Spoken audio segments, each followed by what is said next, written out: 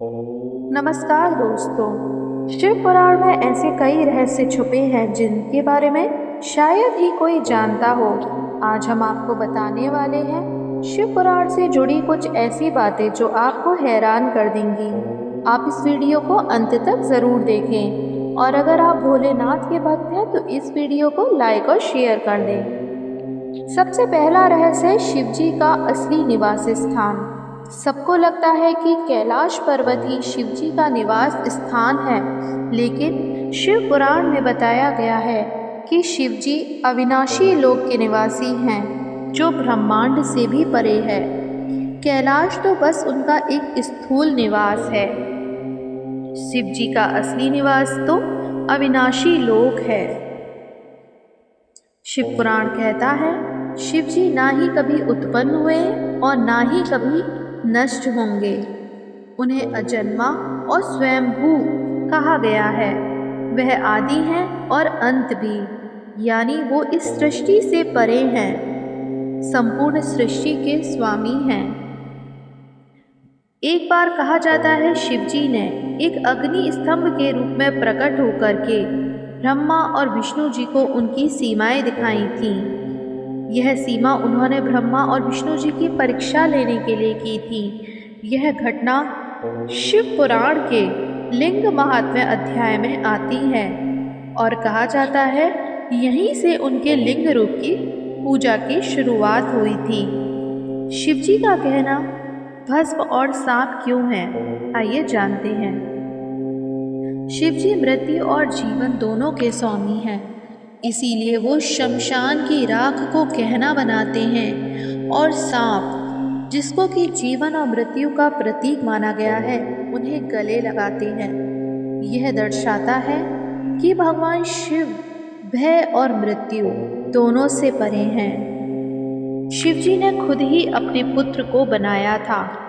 गणेश जी को माता पार्वती ने अपने उबटन से बनाया था, लेकिन शिव पुराण में एक रहस्य बताया है जिसमें कहा गया है कि शिव जी ने अपने तेज से कार्तिकेय जी का जन्म हुआ था। शिव जी के तेज से उन्होंने कार्तिकेय जी को प्रकट किया था। कार्तिकेय जी को देवताओं का सेनापति बनाया गया था। इसी के साथ ये एक बहुत बड़ा रहस्य है कि शिव जी ही गंगा को पृथ्वी पर लाए थे। गंगा स्वर्ग से नहीं उतर सकती थी, इसीलिए शिव जी ने अपनी जटाओं में गंगा को रोका और फिर धीरे धीरे धरती पर छोड़ा, क्योंकि अगर वो एक साथ गंगा को छोड़ देते तो गंगा का वेग यह धरती सहन ना कर पाती। इसीलिए शिव जी ने अपनी जटाओं में गंगा जी को धारण किया था, इसीलिए उन्हें गंगाधर भी कहा जाता है। कहा जाता है यमराज जब मार्कंडेय ऋषि को लेने आए तो शिव जी ने त्रिशूल से काल यानी मृत्यु को ही नष्ट कर दिया था। इससे मार्कंडेय अमर हो गए थे। यह घटना यह दिखाती है कि शिव मृत्यु को भी जीत सकते हैं। मृत्यु शिव जी के आगे नतमस्तक होती है। इसी के साथ शिव जी को अर्धनारीश्वर क्यों कहा जाता है? ये कहा गया है कि शिव पुराण के अनुसार शिव और शक्ति अलग नहीं हैं, दोनों एक दूसरे के पूरक हैं। अर्धनारीश्वर रूप में शिव जी ने यह दिखाया है कि सृष्टि तब तक पूरी नहीं हो सकती जब तक स्त्री और पुरुष दोनों साथ ना हो। संपूर्ण सृष्टि को चलाने के लिए ही शिव जी ने अर्धनारीश्वर रूप में भी उनको पूजा जाता है, यानी स्त्री और पुरुष दोनों ही सृष्टि को चलाने के लिए ज़रूरी हैं।